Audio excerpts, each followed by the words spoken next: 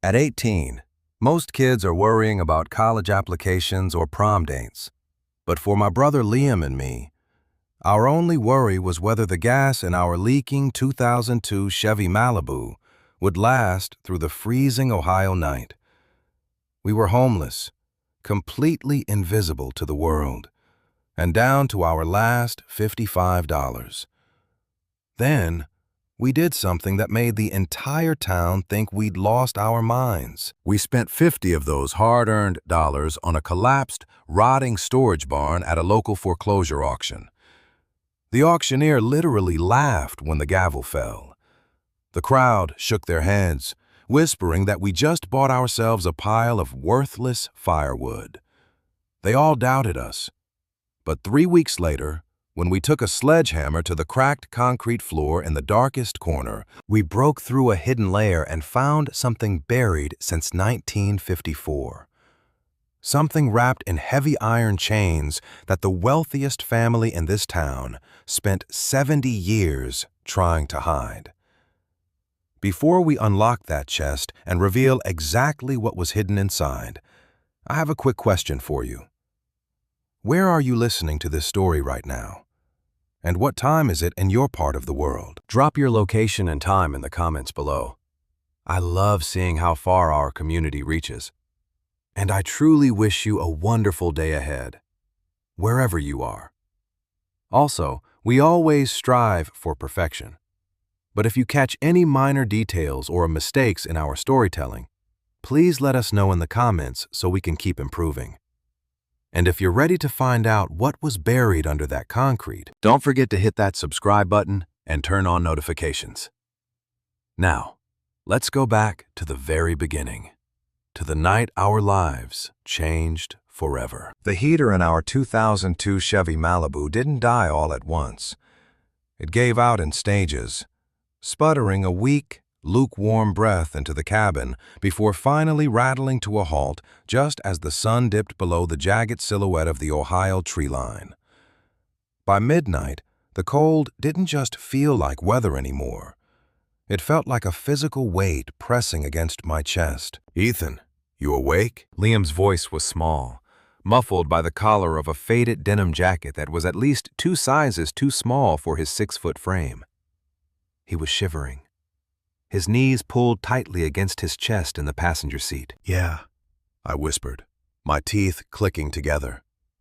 I rubbed my palms against the steering wheel, trying to conjure up some phantom warmth. "I'm awake." We were 18. 3 weeks ago, that number was supposed to mean freedom.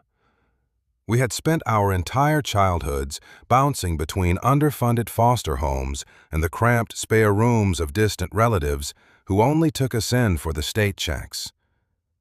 The day we aged out of the system, we were handed a single duffel bag of mismatched clothes and a polite door in the face. Nobody told us that freedom smelled like stale upholstery and gasoline, or that it looked like the frost creeping across the inside of a cracked windshield. I reached into my pocket, my fingers wrapping around the crumpled wad of cash we had left. I pulled it out, smoothing the bills against the dashboard under the dim amber glow of a distant street lamp. 120, 2 tens, a 5, and 5 single-dollar bills. $55. That was the exact net worth of the Miller brothers. "We need gas," Liam said, his eyes tracking the money. "The gauge is past E, Ethan. If we don't run the engine for at least 10 minutes every hour, we're going to freeze before sunrise." "If we buy gas, we don't eat tomorrow," I replied, the harsh reality tasting like copper in my mouth. Before Liam could answer, a heavy metallic thud echoed through the silent street, making both of us jump. Outside, the blinding headlights of a massive Ford F-250 roared to life just 30 feet away, illuminating the gravel lot of the Blackwood County Fairgrounds.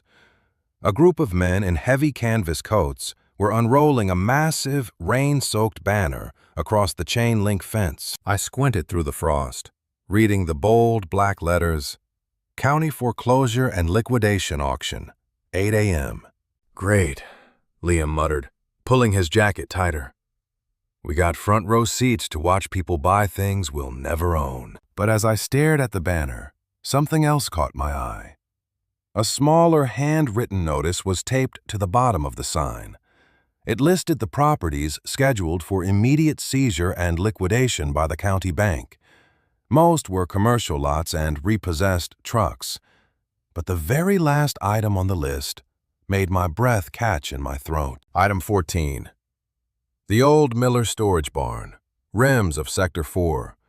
Minimum bid $50. Liam, I breathed, my heart suddenly hammering against my ribs. Look at the last line on that sign. Liam leaned forward, wiping a patch of frost from the glass with his bare hand. He read the words out loud, his voice dropping an octave. Miller, you think that belonged to our family? Our father had vanished when we were 5, leaving behind nothing but a tarnished pocket watch and a mountain of rumors about how the Miller name used to mean something in this town before a massive scandal ruined us. We had always assumed it was just a lie told to foster kids to make us feel less empty. It's $50, I said, the madness of the idea taking hold of me. The minimum bid is $50. Ethan, no. Liam turned to me, his eyes wide with disbelief. We have $55 total. If we spend $50 on a useless piece of dirt, we have $5 left. No food, no gas, nothing. And what do we have right now? I shot back, my voice cracking with an emotion I couldn't contain. We're freezing to death in a car that won't start. Liam, if this barn has a roof, it's warmer than this Malibu. And if it really belonged to our grandfather, if there's even a piece of our history in there, I'm not letting some local land developer tear it down. Liam stared at me, his jaw clenched so tight a muscle ticked in his cheek. He looked down at his trembling hands, then out at the fairgrounds where the auction lights were turning the falling snow into a blur of silver. If we lose that $50, Liam whispered softly, we lose everything. We already lost everything, I said. The next 6 hours passed in a blur of shivering misery. When the sun finally broke through the gray Ohio clouds, it brought no warmth, only a harsh, blinding glare. By 7:45 a.m., the gravel lot was packed with local farmers, contractors, and slick-looking businessmen in polished boots. Liam weaved through the crowd, sticking out like sore thumbs in our stained hoodies and frozen sneakers. The locals shrank away from us, whispering and clutching their coffee cups a little tighter. At the center of the chaos stood Richard Vance. Everyone in Blackwood knew the Vance name. They owned the local lumber mill, the grocery stores, and half the real estate in the county. Richard Vance was a man in his late 40s, wearing a tailored wool coat that probably cost more than our car. He was surrounded by a small entourage of town council members, laughing loudly as he pointed at a map of the county. Going to clear out that whole northern ridge, Vance was saying, his voice carrying over the chatter of the crowd. The county bank is practically giving those parcels away. By next spring, we'll have a new timber depot running. Right this way, folks, the auctioneer's voice boomed over a crackling megaphone, cutting off Vance's conversation. The crowd surged toward a raised wooden platform. My hands were shaking inside my pockets as I gripped the $55. Liam stood right behind me, his hand resting firmly on my shoulder. It was a silent promise. If we go down together. The auction moved with terrifying speed. Repossessed tractors were sold off for thousands. Small plots of farmland were snapped up by Vance's shell companies with barely any competition. Every time Vance raised his hand, the rest of the crowd stepped back. Nobody wanted to cross the man who practically ran the town's economy. All right, folks, let's move to item 14, the auctioneer barked, flipping a page on his clipboard. He didn't even look up at the crowd. An abandoned storage structure on the northern edge of Sector 4. It's an old timber barn, heavily weathered, sold completely as is. Total square footage is minimal, and the access road is unpaved. The county bank has placed a baseline liquidation value on it. We're looking for a starting bid of $50. Do I hear 50? Silence fell over the crowd. A few farmers chuckled. $50 for a pile of rotting firewood? Someone shouted from the middle of the crowd, causing a wave of laughter to ripple through the audience. The roof collapsed back in the 90s, didn't it? Another man called out. The auctioneer sighed, raising his wooden gavel. No takers. All right. If there are no bids, this item will be pulled and slated for county demolition. $50, I yelled. My voice cracked slightly, but it was loud enough to cut through the morning air like a knife. Instantly, dozens of heads turned toward the back of the crowd. The laughter stopped. The farmers stared at us, their eyes darting from our worn-out shoes to my raised hand. The auctioneer blinked, squinting through the glare of the morning sun to find the source of the bid. Did I hear a bid from the young man in the back? $50? Yes, I said, stepping forward, my heart hammering against my ribs. $50. Beside the stage. Richard Vance slowly turned around. His eyes narrowed as he locked onto Liam and me. A strange, inexplicable shadow crossed his face, not just annoyance, but a sudden sharp flash of recognition that lasted for only a fraction of a second before it was replaced by a smirk of pure contempt. Vance stepped toward the platform, looking at the auctioneer. Harold, you're not seriously taking a bid from a couple of tramps who wandered off the highway, are you? They don't have $50 to their name. The rules state anyone can bid as long as they can settle the cash at the clerk's table immediately following the block. Mr. Vance, the auctioneer said, though his tone was defensive, clearly hesitant to displease the town's wealthiest resident. Vance turned his full attention to me, stepping closer until I could smell the expensive leather of his coat. Listen to me, kid. That barn is a safety hazard. I'm doing you a favor. Drop the bid, take your little car, and leave Blackwood before the sheriff finds a reason to tow you out. It's a public auction. Liam stepped up beside me, his chest out, his voice deeper and steadier than mine. We made a legal bid. Are you going to counter it? Or are you going to keep talking? A collective gasp went through the local crowd. Nobody talked to Richard Vance like that. Vance's smirk vanished. His jaw tightened, and for a second, I thought he was going to raise his hand and bid $1,000 just to crush us. But instead, he looked at the crumbling, useless description of the barn on the auctioneer's clipboard, then looked back at our ragged clothes. He let out a sharp, cold laugh. You want to spend your last pennies on a pile of splinters? Be my guest. Vance sneered, stepping back into the crowd. Enjoy the firewood, boys. You'll be sleeping in it by tonight. The auctioneer didn't waste another second. He raised his gavel high. $50 going once. $50 going twice. Bang. Sold to the two young men in the back for $50. The crowd broke into a chorus of mocking whispers and outright laughter as we walked toward the clerk's table. I placed the two 20s, the two 10s, and the single $5 bill onto the counter. The clerk took the cash with 2 fingers, looking at us like we were diseased, before sliding a rusted, heavy iron key and a stamped deed across the desk. We were officially property owners, and we had exactly $5 left to our names. 20 minutes later, the Malibu groaned as we pushed it up the unpaved, mud-slicked incline of Sector 4. The road hadn't been maintained in decades. Thick briars and overgrown oak branches clawed at the sides of the car as we forced it through. And then, around a sharp bend in the ridge, the barn appeared. It was worse than the farmers had described. The structure was massive, built from dark weathered timber that had turned nearly black from decades of acid rain and neglect. The eastern wall was leaning heavily to the side, supported only by the thick trunks of the encroaching forest. Half of the tin roof had indeed caved in, leaving a gaping wound that exposed the interior to the elements. Liam stopped pushing, wiping a layer of sweat and dirt from his forehead. He stared at the derelict building, his voice hollow. "We're idiots, Ethan. We really are. Look at this place.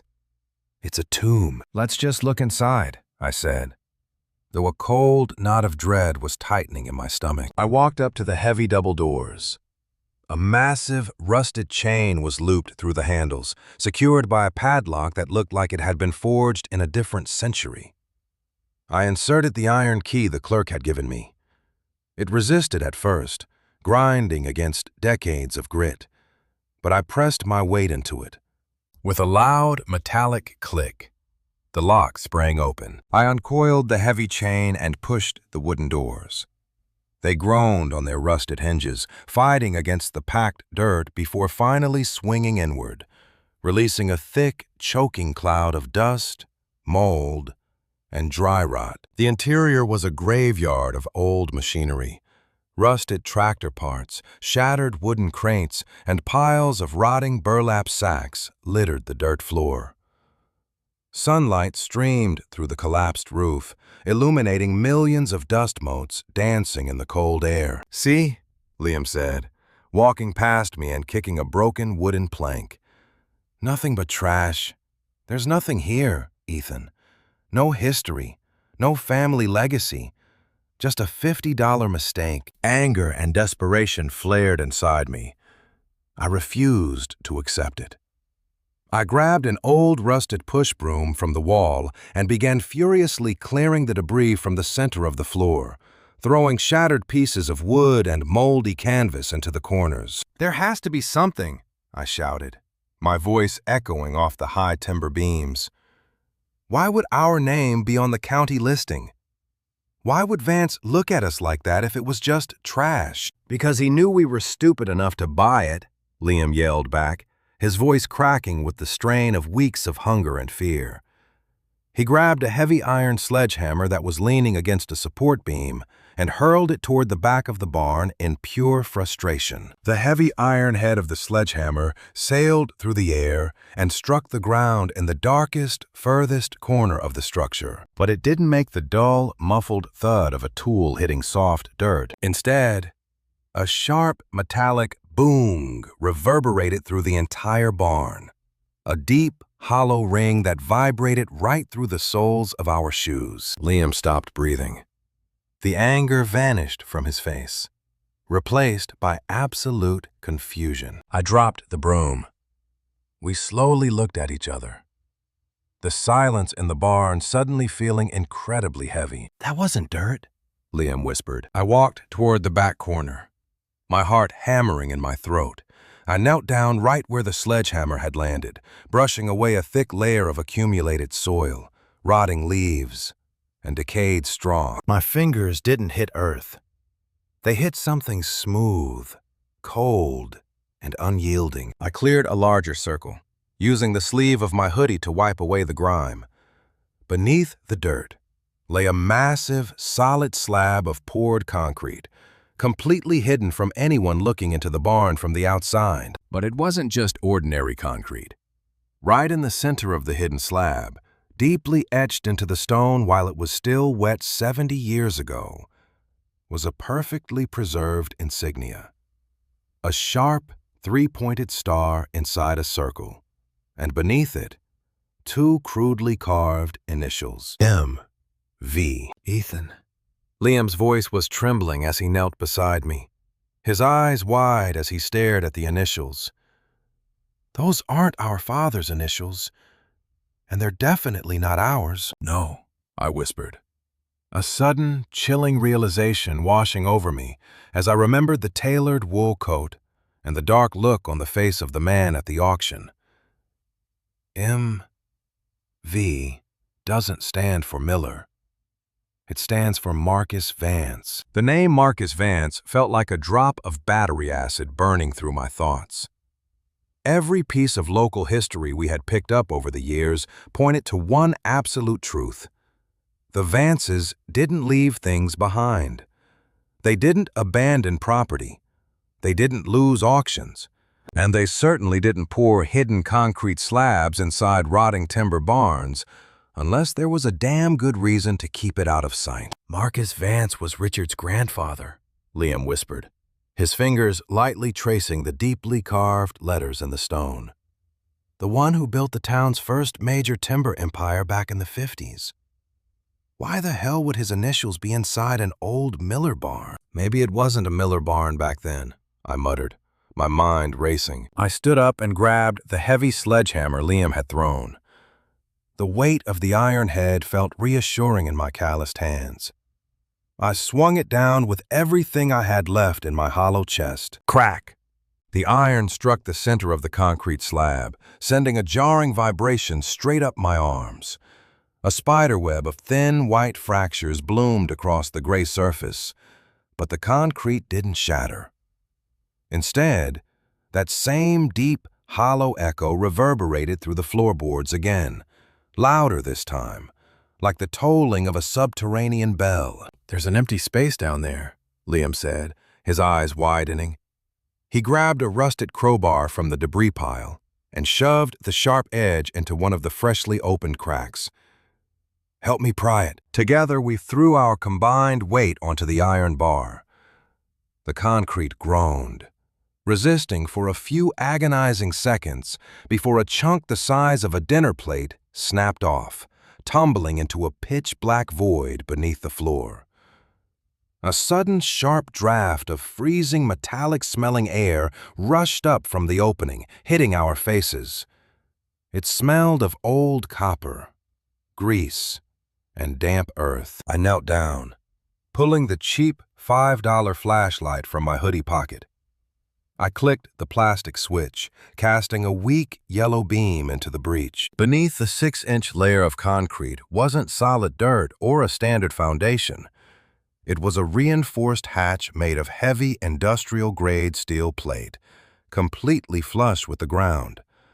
The hatch was sealed tight by 3 thick interwoven iron chains, each secured with an oversized, padlocked cylinder that bore the stamp of the United States military. "This isn't a storage barn," Liam breathed, his voice barely audible over the whistling wind outside.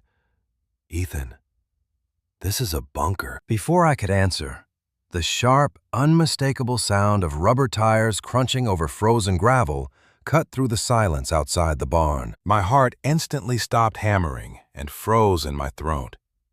I clicked the flashlight off, plunging the back corner of the barn into shadow. Through the wide gaping cracks in the rotting wooden doors, a pair of blinding high beams cut through the gloom of the interior. A massive engine idled outside, its deep guttural rumble vibrating against the old timber walls. It was the Ford F-250. Richard Vance was here. "Hide the tools," I hissed to Liam, my voice a desperate whisper. "Now." We scrambled, kicking piles of dry rot, old burlap sacks, and loose dirt over the newly exposed concrete hole.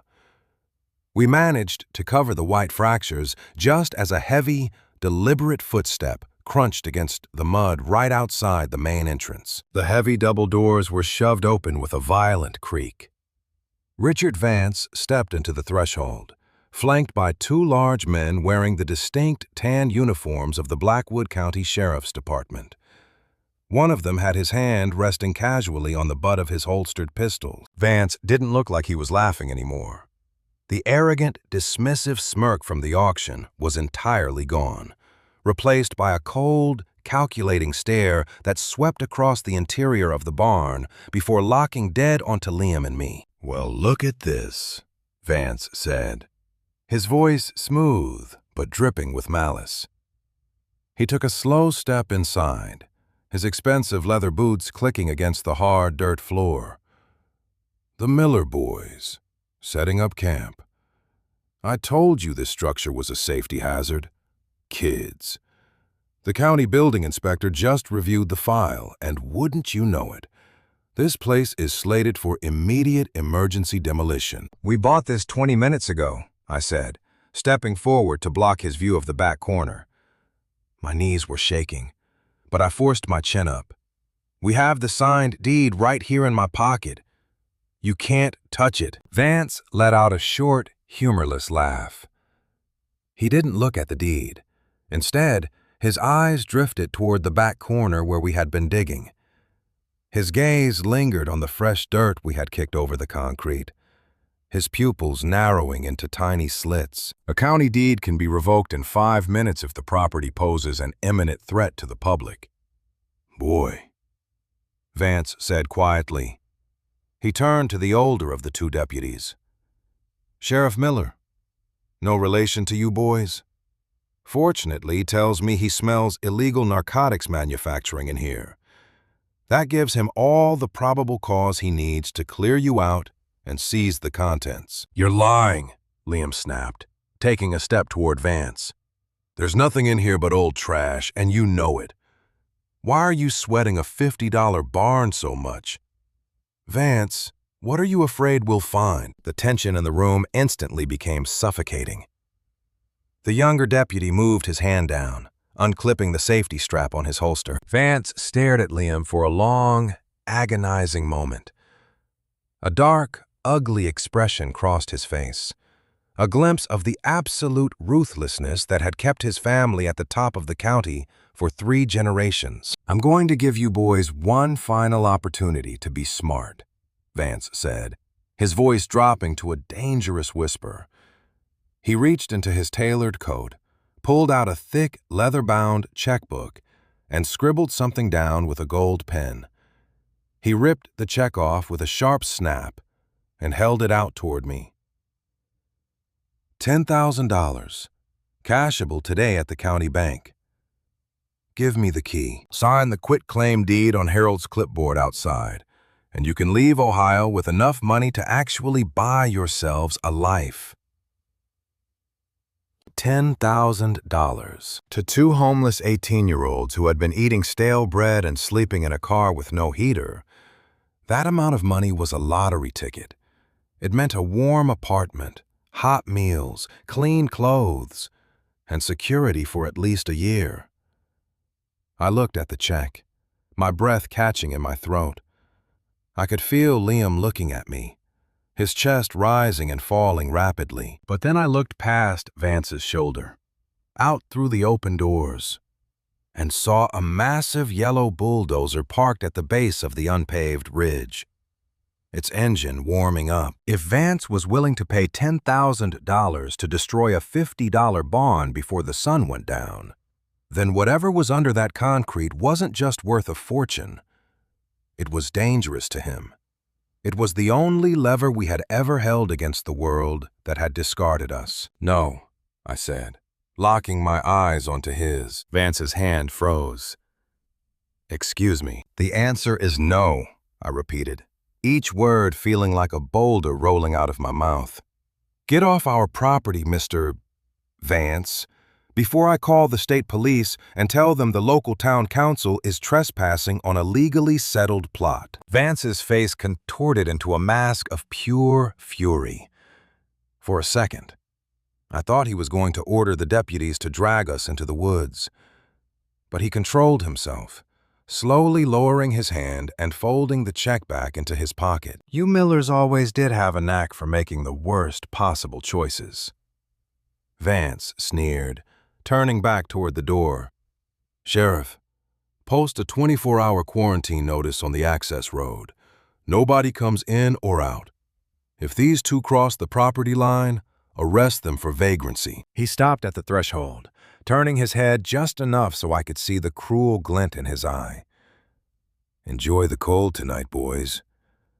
Let's see how tough you are when the temperature hits single digits at 3 a.m. With that, Vance and the deputies strode out, slamming the heavy wooden doors shut behind them.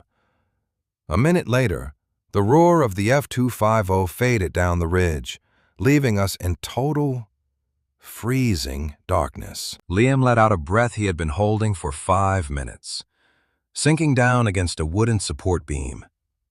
"Ethan, we just turned down $10,000. We're going to freeze to death by morning.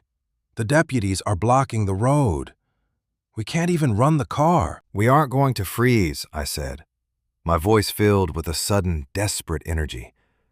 I clicked the flashlight back on and walked toward the back corner, kicking away the loose dirt to expose the heavy steel hatch and the military-grade chains. Because we're going into that bunker. I picked up the sledgehammer again. We didn't have time to cut the chains, and we didn't have the keys for the padlocks. But as I inspected the ancient steel plate, I noticed something the rust had partially hidden. The heavy hinges of the hatch weren't welded into the floor. They were bolted down with massive hex-head structural screws from 1954. "Liam, find a heavy wrench or an iron pipe," I ordered, my hands trembling as I focused the light on the bolts. "If we can't break the locks, we take the hinges off from the back." For the next 2 hours, the only sounds inside the derelict barn were the scraping of iron against rusted steel and the heavy, ragged breathing of two brothers fighting for their lives against the encroaching frost. The cold was moving in fast now, numbing our fingers until we could barely grip the metal tools. Finally, with a loud, screeching protest of metal, the third and final structural bolt sheared completely off.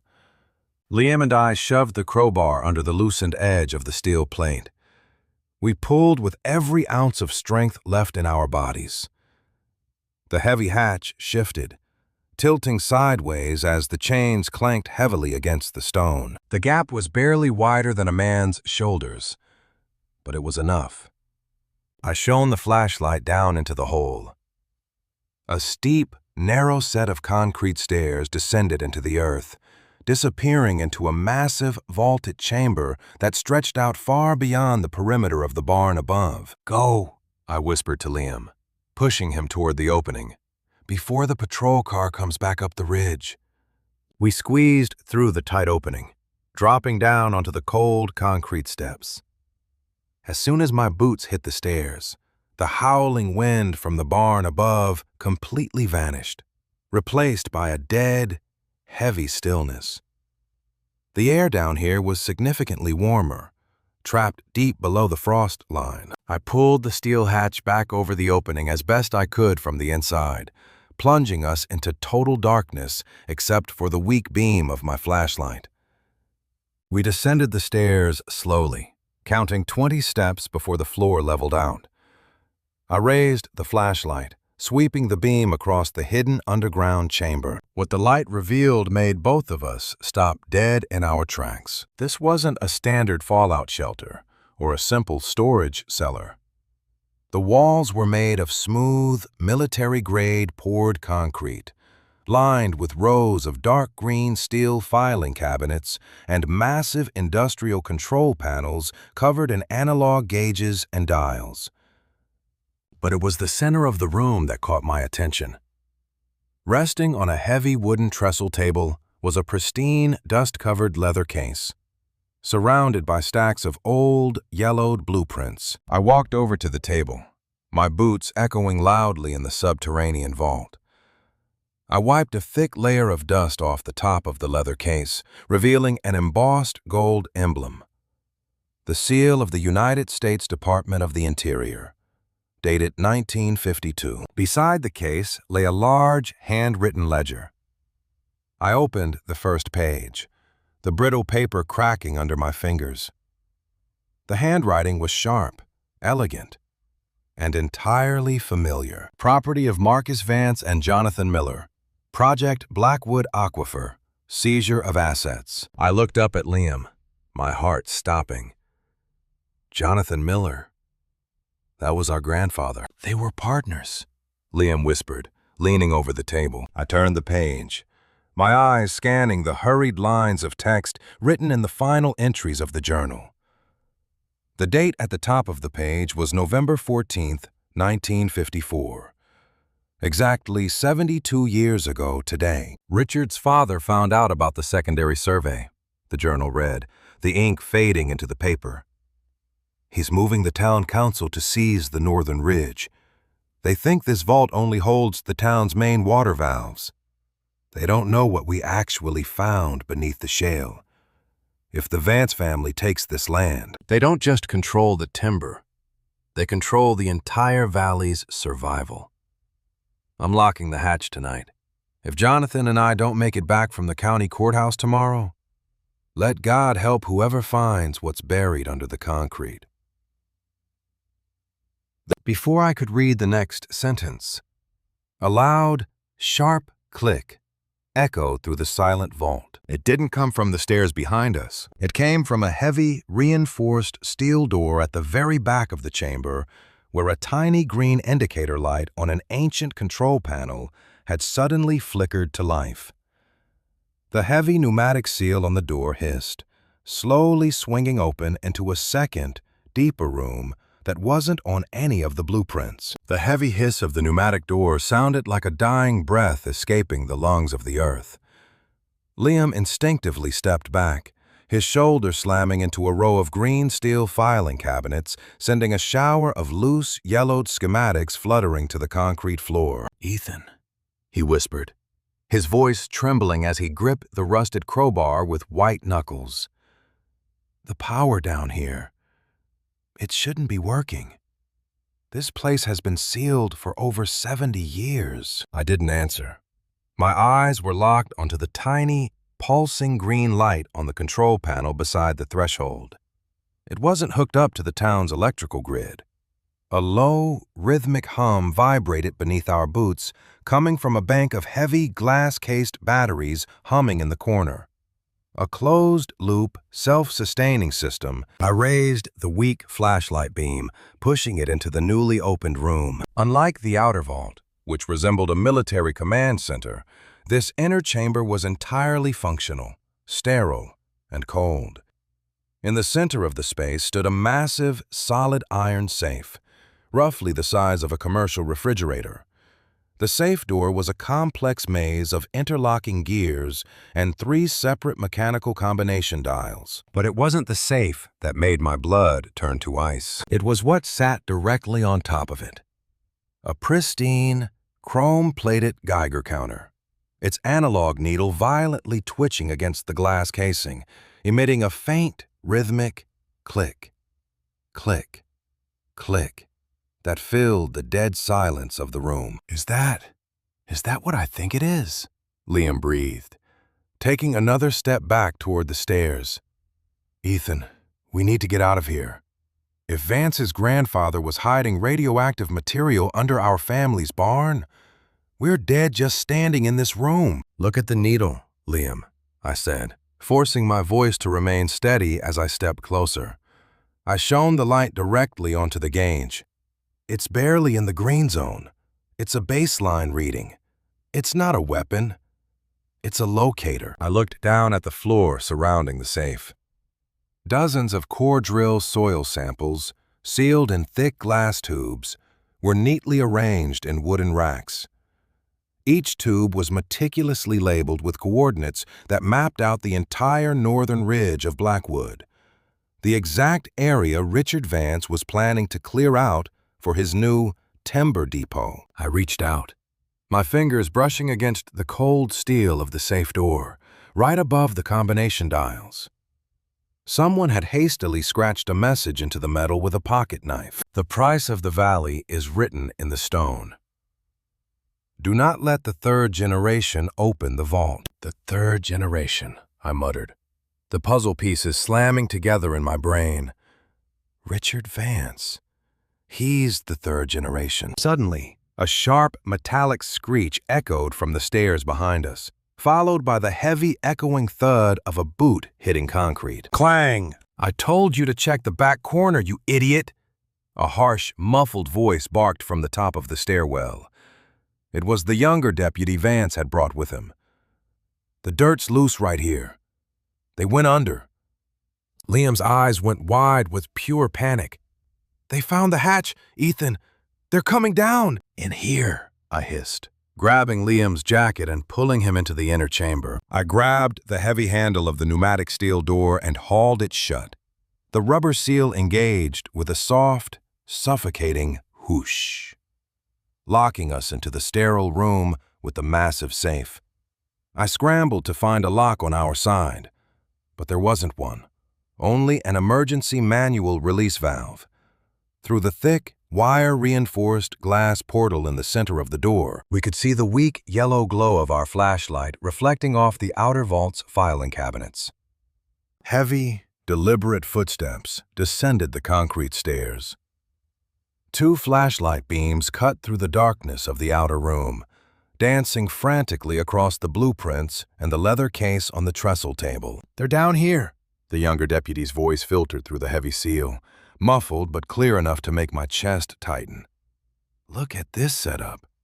What the hell is this place?" "Sheriff, it's what Mr. Vance paid us to make sure stayed buried," the older sheriff's voice replied, cold and entirely devoid of the casual authority he had displayed in the barn above. "Find the boys. Mr. Vance is already on his way back with the welding torches. He wants this entire structure caved in by midnight." Through the glass portal, I saw the sheriff walk up to the trestle table. He didn't look at the journal or the historical files. He looked directly at the pneumatic door where Liam and I were hiding. He unholstered his service weapon, stepping slowly toward the glass. "Ethan," Liam whispered, his breath hitching as he backed up against the safe. "If they find us down here, we aren't going to jail. They're going to leave us in this hole. They don't know the door's unlocked yet," I whispered back, my mind spinning at 1,000 miles an hour. "They think it's a secure vault. Look at the safe, Liam. We need to find the combination. It's the only leverage we have." I turned my back to the door, shining the fading flashlight beam onto the wooden racks of soil samples. There had to be a sequence, a pattern. Something our grandfather Jonathan Miller had left behind. I snatched the handwritten ledger I had brought with me from the table, desperately flipping through the brittle pages until I hit the very last entry. "Jonathan," the text read, written in Marcus Vance's hurried hand. "If they corner you, remember the numbers of our first failure. The years the river ran dry. 1948, 1951, 1953. "Liam, the combination dials," I hissed, thrusting the ledger into his hands. "Spin them. 48, 51, 53. Liam scrambled to the safe, his trembling fingers gripping the first heavy mechanical dial. Click, click, click. 48, he muttered outside. A heavy hand slammed against the wire-reinforced glass of the pneumatic door. Bang! "Sheriff, the handle's warm," the younger deputy yelled outside. "They're inside the secondary vault. The pressure seal is engaged." "Stand back," the sheriff ordered. Through the glass, I saw him raise his heavy-caliber revolver, aligning the barrel directly with the center of the reinforced glass pane. Bang! The gunshot was deafening. Even through the insulated steel, a white, circular fracture exploded across the glass portal, spider-webbing outward but miraculously holding together. The bullet ricocheted off the reinforced core, embedding itself into the concrete wall of the outer room. 51! Liam screamed, his sweat-slicked fingers slipping off the second dial. He reset his grip, twisting it furiously to the left. "Come on, come on." 51. Bang! A second shot struck the glass, directly in the center of the first fracture. This time, a deep, ominous crack split down the middle of the portal. The pressure seal whistled, a thin stream of air escaping into the outer room. The younger deputy was already through his weight against the manual release valve on the outside wall. The heavy gears inside our door began to grind, slowly turning as the pressure equalized. The door was unlocking from the outside. "Liam, the last one!" I shouted, throwing my shoulder against the steel door, fighting the mechanical gears that were pulling it open. The gap widened by an inch. I could see the sheriff's cold, unblinking eyes through the cracked glass. 53, Liam roared, throwing his entire weight into the final dial. Inside the massive safe, a deep, heavy sound of shifting iron echoed. Clunk. The massive locking bars retracted into the frame. The heavy safe door swung open of its own accord, revealing its contents under the failing glow of my flashlight. There were no stacks of cash. There were no bars of gold. Inside the safe sat a single, heavily reinforced military transport container, surrounded by 3 rows of neatly stacked, official federal land deeds bearing the embossed seal of the United States Supreme Court, dated December 12, 1954. I reached inside, grabbing the top document. My eyes scanned the legal text, and a cold shock wave of absolute understanding hit me. The northern ridge didn't contain timber. It sat directly on top of the largest untapped natural gas pocket and pure water aquifer in the tri-state area, a strategic reserve mapped out by the federal government during the Cold War. And according to the deeds in my hand, the land hadn't been seized by the county bank for non-payment. The Vance family had forged the foreclosure documents 70 years ago, stealing the land rights from the federal trust and the Miller family estate to slowly drain the resources under the guise of local development. The entire town of Blackwood was built on a multi-billion-dollar corporate theft. "Step away from the safe, boys," a voice commanded, low and deadly. The pneumatic door had swung completely open. The sheriff stood in the threshold, his revolver leveled straight at my forehead. Beside him, the younger deputy held a heavy iron crowbar, his face pale as he looked past us at the massive, open safe behind them. Stepping slowly down the final steps of the concrete stairwell was Richard Vance. He was carrying a heavy industrial cutting torch, the tip of the brass nozzle whistling with a faint blue pilot flame. "I gave you a choice, Ethan," Vance said, his voice entirely calm as he stepped into the sterile room, his eyes scanning the Supreme Court deeds in my hand. "I offered you $10,000 to be smart. Now, you don't even get to be a memory." The blue hiss of the cutting torch cast long, monstrous shadows against the sterile concrete walls. Richard Vance stepped closer, the heat from the flame radiating into the small room, cutting through the damp chill that had kept this place a secret for 70 years. "Drop the papers, Ethan," the sheriff said, his revolver steady, his eyes cold. "Don't make this messy." My fingers tightened against the crisp, brittle edges of the 1954 Supreme Court deeds. Liam was frozen beside me, his back pressed hard against the open iron safe, his breath coming in short, ragged gasps. Every instinct told me to comply, to throw the documents on the floor and beg for that $10,000 check. But then my eyes dropped to the sheriff's badge. It was pinned slightly crookedly, a tiny detail that suddenly unlocked a memory from the handwritten ledger in my pocket. "Sheriff Miller," I said, my voice surprisingly steady despite the barrel leveled at my head. The ledger outside. It didn't just mention Marcus Vance and Jonathan Miller. It mentioned a third partner, a deputy named Thomas Miller who took a bribe to look the other way when our grandfather was dragged out of this barn in handcuffs. The older man's jaw tightened. The revolver didn't shake, but his pupils dilated slightly. "You're not no relation to us, are you?"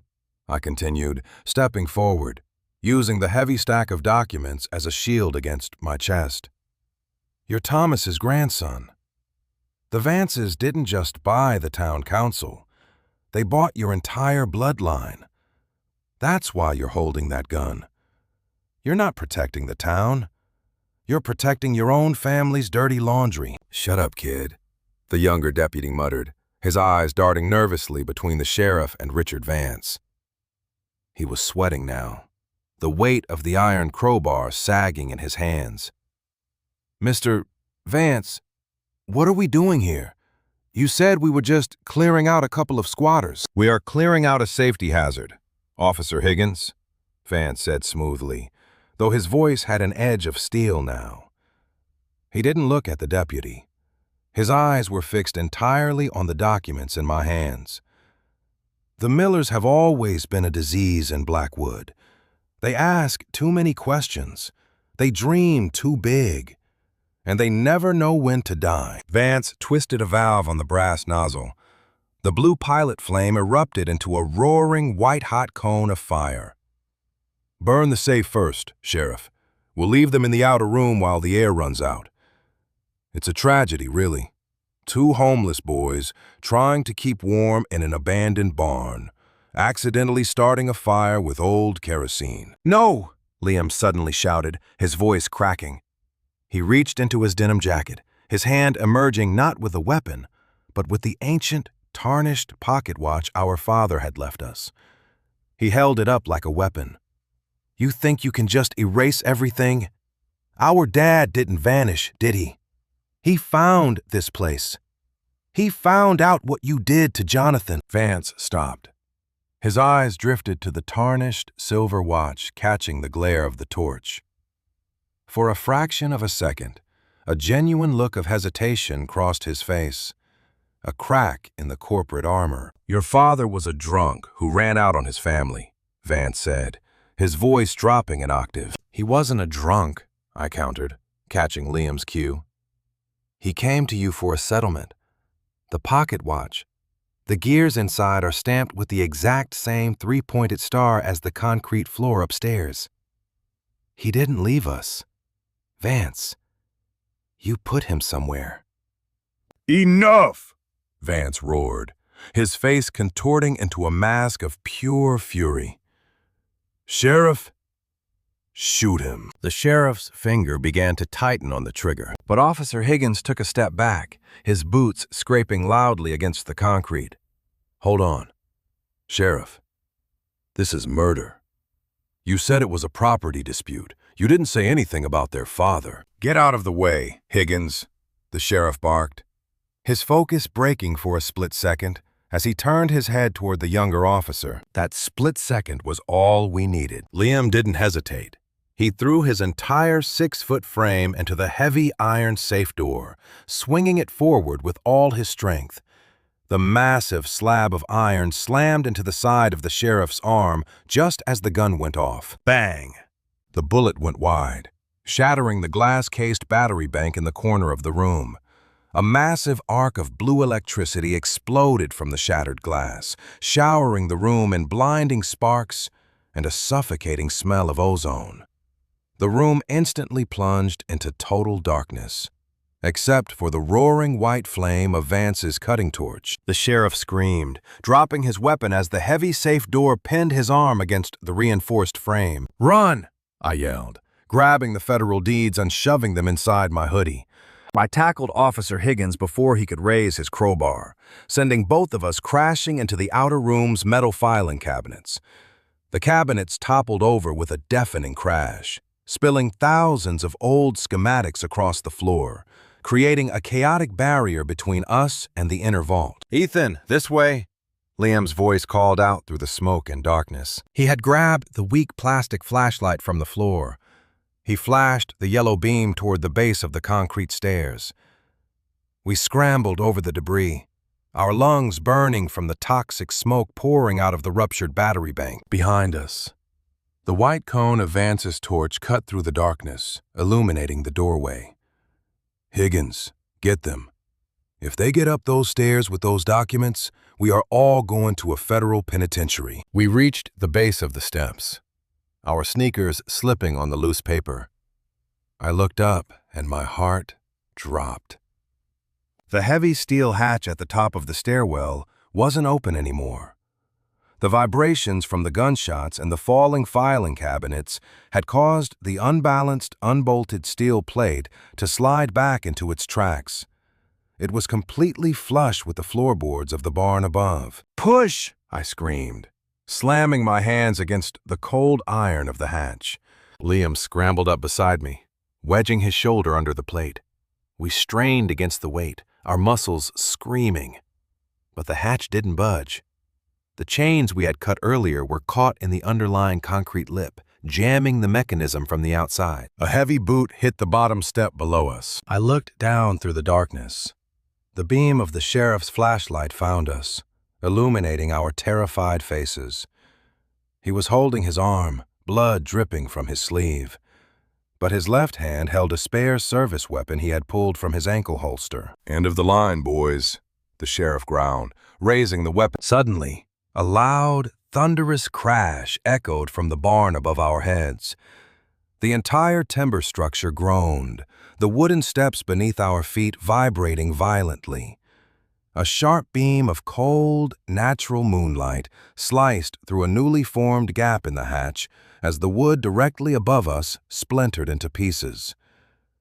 A heavy mechanical roar shook the ground, followed by the metallic screech of tearing tin. The bulldozer. Vance's crew outside had started the emergency demolition early, completely unaware that their boss was still inside the subterranean vault.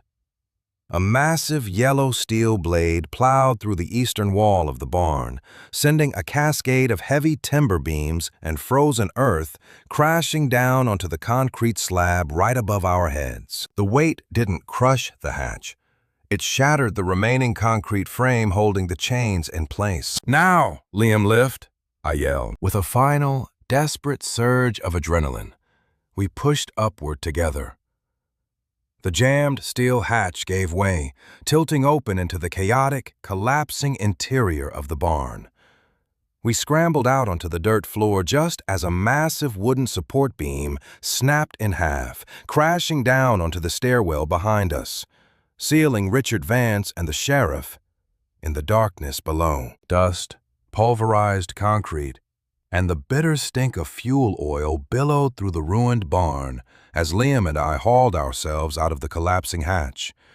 Behind us, the deep subterranean vault groaned under the sudden weight of the falling timber beams, sealing the sheriff and Richard Vance beneath a barrier of splintered oak and iron chains. "Ethan, get down." Liam grabbed the collar of my hoodie and yanked me sideways just as a massive steel cable snapped above our heads.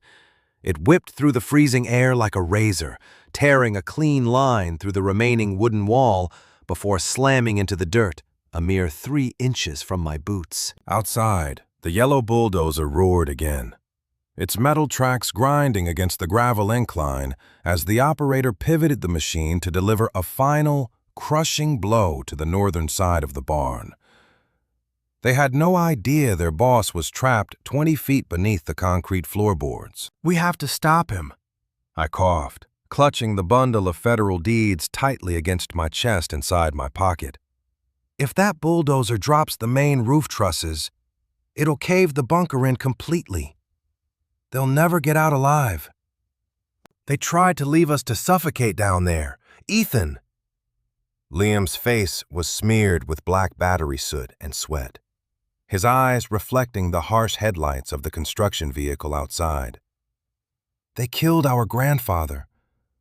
They took everything from us." "I don't care about them," I yelled over the deafening whine of the engine.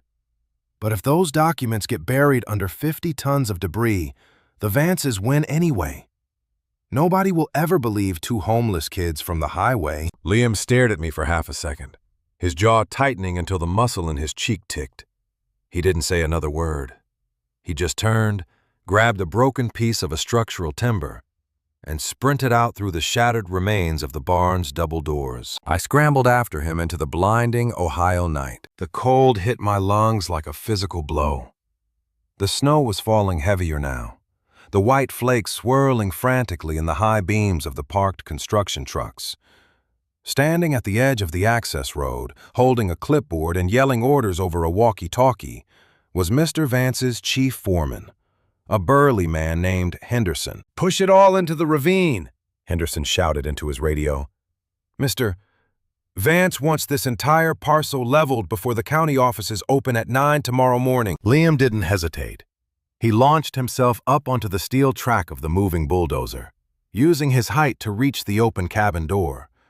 The operator, a young guy in an insulated cap, jumped in surprise as Liam's hand slammed down on the emergency fuel cutoff switch. The massive diesel engine gave a violent, coughing sputter and died, plunging the immediate clearing into a sudden, eerie silence, broken only by the whistling wind. "Hey, what the hell do you think you're doing?" Henderson roared, dropping his clipboard into the mud as he sprinted toward the machine. He reached up, grabbing Liam's jacket to drag him off the tracks. "Get off that equipment, you little tramp!" "Stop the demolition!" I screamed, running between Henderson and the driver's side. I pulled the oldest federal document from my jacket. The embossed gold seal of the United States Supreme Court catching the glare of the utility lights. "Richard Vance is inside the bunker beneath the floor. Your supervisor is down there, and the stairwell just collapsed." Henderson froze, his hand still clamped tightly around Liam's sleeve. He looked at the document in my hand, then looked back at the smoking, half-demolished timber structure. "You're lying, Mr. Vance left the auction an hour ago. He's at the county seat. Then why is his Ford F-250 still parked behind the tree line with the engine running?" Liam shouted down from the cabin, pointing toward the dark edge of the woods. Henderson's face went completely pale. He dropped his grip on Liam, his fingers reaching for his walkie-talkie with trembling speed. "Vance, boss. You read me, Richard. Do you copy?" Nothing came back through the static but a low, hollow hiss. Suddenly, a muffled, metallic thud vibrated through the earth beneath our feet. It was faint, but unmistakable. Someone was striking an iron pipe against the steel frame of the hatch from deep inside the ruins. "Oh, Christ," Henderson whispered, dropping the radio. He turned to the bulldozer operator. "Get the chains. We need to clear the main support truss out of the doorway, now." As the construction crew scrambled into a panic, using their flashlights to navigate the shifting debris of the barn, Liam slid down from the machine and stood beside me. His hands were shaking from the adrenaline, but his eyes were fixed on the road leading down the ridge. "Ethan," he muttered quietly, his voice dropping to a whisper. "Look down the hill." Through the falling snow, two sets of headlights were winding up the unpaved access road. But these weren't construction vehicles. They were the distinct blue and red flashing lights of the State Highway Patrol. Before we had gone down into the bunker, while the local deputies were posting the quarantine notice, I had used our last $5 to buy a calling card minute at the payphone outside the foreclosure auction. I hadn't called the local sheriff's office. I had dialed the federal field office in Columbus, reporting a historical land fraud involving federal military reserves. They had forwarded the dispatch to the state troopers. Two white cruisers skidded to a halt in the gravel lot, their doors swinging open simultaneously. 4 state troopers stepped out, their heavy winter coats unbuttoned, their hands resting cautiously near their hips. "Blackwood County Liquidation Site," the lead trooper called out, his voice booming over the wind. "We received an anonymous tip regarding an illegal excavation of a Department of the Interior Strategic Reserve." Henderson didn't even try to argue. He just pointed a trembling finger toward the smoking hole in the center of the collapsed concrete slab. "They're down there, Mr. Vance, and the sheriff. They're trapped." The next 3 hours moved with a terrifying clinical precision. State troopers called in heavy rescue squads from the next town over. Airlines were lowered into the breach, and hydraulic cutters slowly peeled back the ruined timber beams that our grandfather had raised 70 years ago. Liam and I didn't leave. We sat on the hood of our freezing Chevy Malibu, wrapped in a coarse wool blanket given to us by one of the paramedics. We watched as Richard Vance was finally hauled up through the hatch in a rescue harness. His expensive wool coat was shredded, his face blackened with carbon soot, and his gold pen was gone. As the medics wheeled him toward an ambulance, Vance's eyes drifted across the gravel lot until they locked onto Liam and me sitting on the car. He tried to speak, his teeth chattering violently from the subterranean chill, but a state trooper stepped between us, holding a clear plastic evidence bag. Inside the bag was the handwritten journal of Jonathan Miller and Marcus Vance, recovered from the trestle table by the rescue team. "Richard Vance," the trooper said, pulling out a pair of steel handcuffs. You're being detained under federal warrant for the falsification of sovereign land deeds and the illegal seizure of federal property trusts. You have the right to remain silent." Vance didn't say a word. He just closed his eyes as the metal clicked around his wrists. His family's three-generation empire vanishing into the back of a state cruiser. The older sheriff came up next, his arm wrapped in a thick white splint. He didn't look at us as they loaded him into a separate vehicle. The crooked badge was gone from his chest. When the sun finally broke through the gray Ohio clouds the next morning, it didn't look like the harsh glare of the auction anymore. It was soft, golden, and warm enough to melt the thin layer of frost on our windshield. A tall man in a dark trench coat stepped away from the federal transport van and walked toward our broken-down Malibu. He held a black leather briefcase under his arm. "Ethan Miller? Liam Miller?" he asked, checking a set of official documents. "Yeah," I said, standing up from the hood, my fingers still wrapped tightly around the original 1954 Supreme Court deeds inside my pocket. The man looked at our worn-out sneakers, our stained hoodies, and the old car that wouldn't start. A small, genuine smile crossed his face as he extended his hand. "My name is Agent Vance, no relation to the local family. My branch moved to Virginia 40 years ago," he said with a slight chuckle. "I'm with the Federal Bureau of Land Management. We've been tracking the anomalous resource draws in this sector for 5 years, but we could never find the access vault without the original surveyor's journal. Your grandfather, Jonathan Miller, was a brave man. He refused to let this valley be stolen." He opened his briefcase, pulling out a fresh, officially stamped document bearing the modern seal of the United States government. Under the terms of the original 1952 Federal Trust, since the local municipality failed to maintain the legal integrity of the land, the title reverts entirely to the surviving heirs of the co-surveyor, Agent Vance said, sliding the paper into my hands. "The county auction yesterday was completely invalid. You boys don't just own a rotting barn anymore. You own the legal rights to the entire Northern Ridge estate, including the corporate restitution funds from the Vance estate." I looked down at the paper. My eyes blurred, the letters swimming together as a single tear cut a clean line through the soot on my cheek. Liam reached out, his heavy hand resting on my shoulder, his grip tighter than it had ever been during those long, freezing nights in the car. We were 18.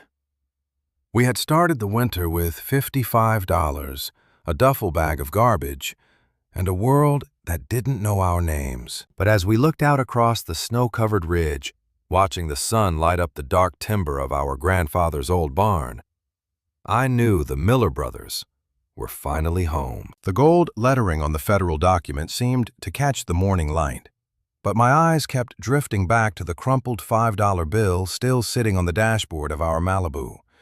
It was the absolute last of our money, even with a federal agent standing in front of us. The hunger in my stomach and the deep, throbbing ache in my frozen fingers didn't just vanish. Wealth, on paper, felt entirely abstract when you still smelled like dry rot and gasoline. "Restitution funds take time to process, boys," Agent Vance said, his voice bringing me back to reality as he snapped his briefcase shut. "A multi-million-dollar corporate fraud case doesn't wrap up over a weekend. But for right now, the federal government is placing this entire ridge under immediate protective custody. You won't have to worry about local deputies bothering you anymore." "And where are we supposed to sleep tonight?" Liam asked. His voice was rough, his hands still tucked deep into the pockets of his faded denim jacket. "The barn is half collapsed, and our car doesn't run." Agent Vance reached into his coat, pulling out a small plastic card and sliding it into Liam's hand. "There's a voucher for the Blackwood Inn down the highway. Warm beds, hot food. It's paid for by the Bureau until we get the temporary housing unit cleared for the site.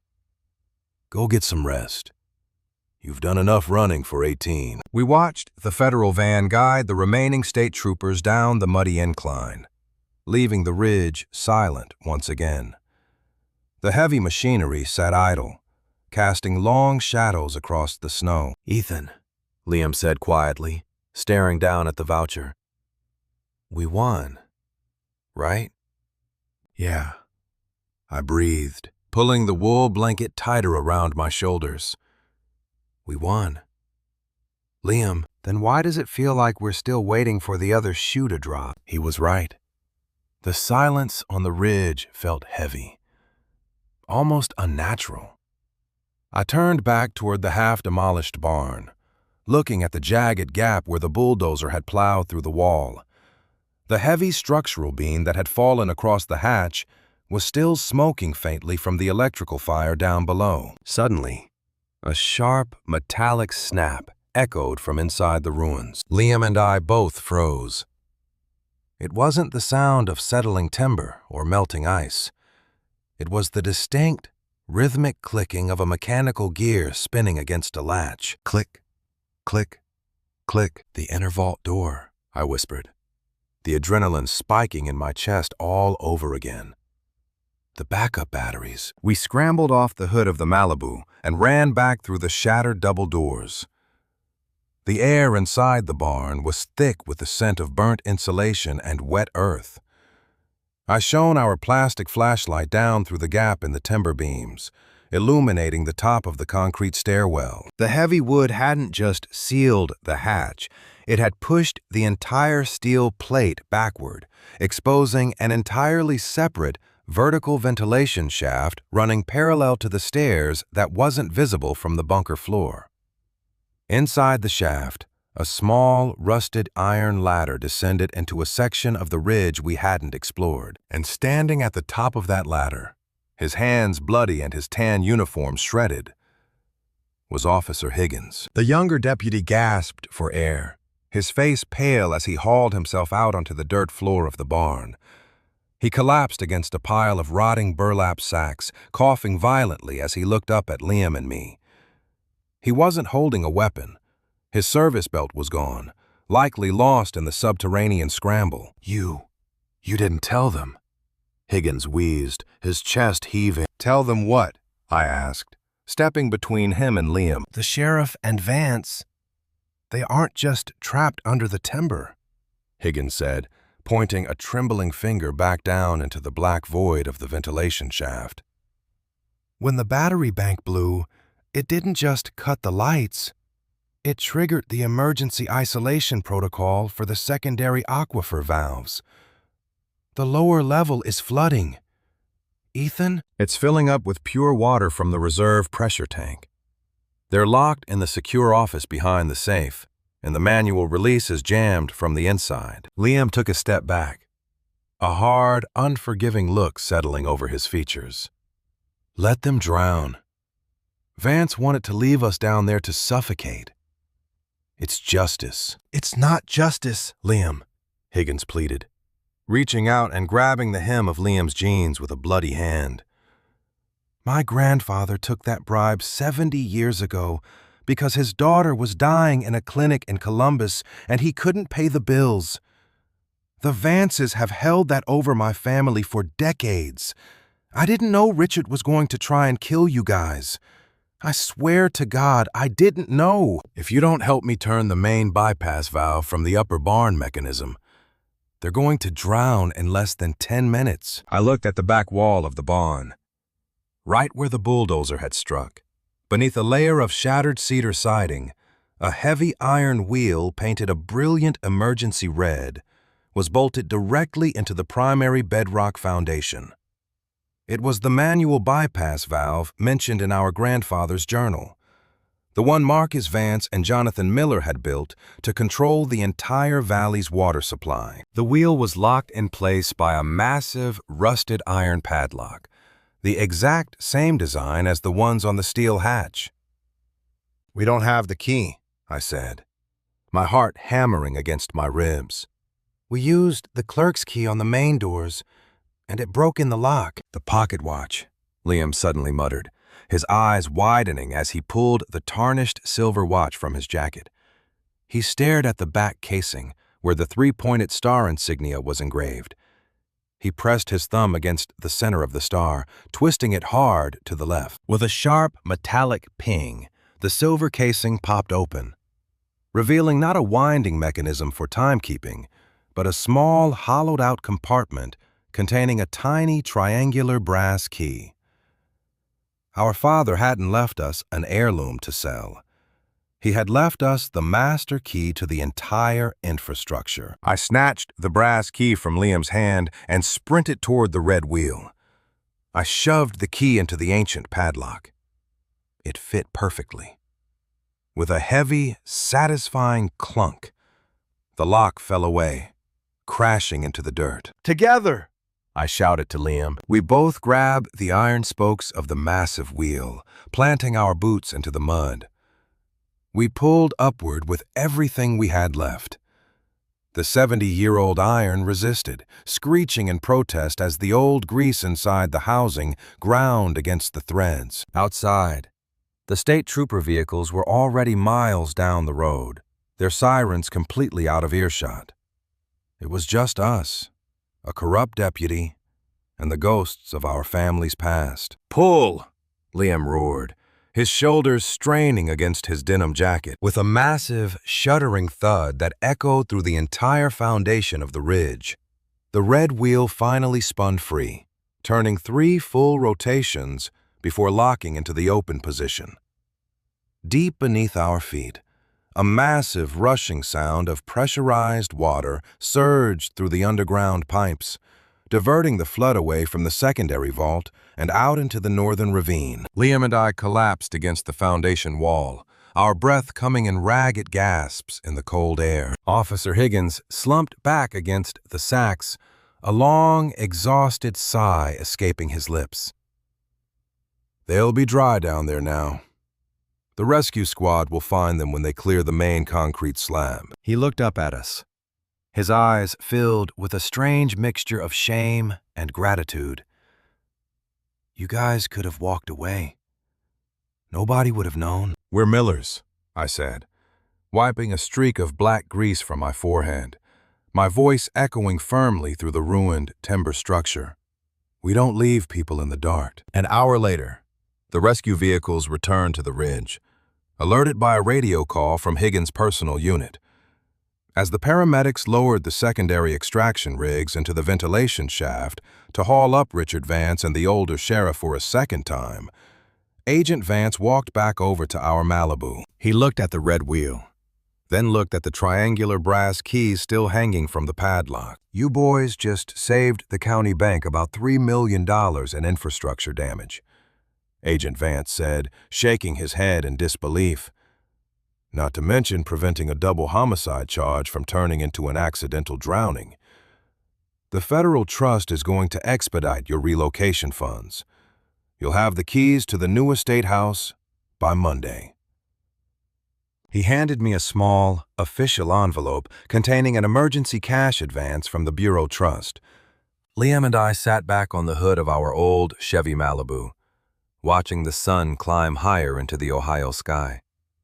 The snow was beginning to melt off the dark timber of our grandfather's barn, revealing the strong, unbroken oak beams beneath the surface. We were still cold, our clothes were still ruined, and our bodies ached from the longest night of our lives. But as I looked down at the cash in my hand, then up at my brother, I knew we weren't squatters anymore. The Miller name didn't belong to the dirt or the rumors of Blackwood.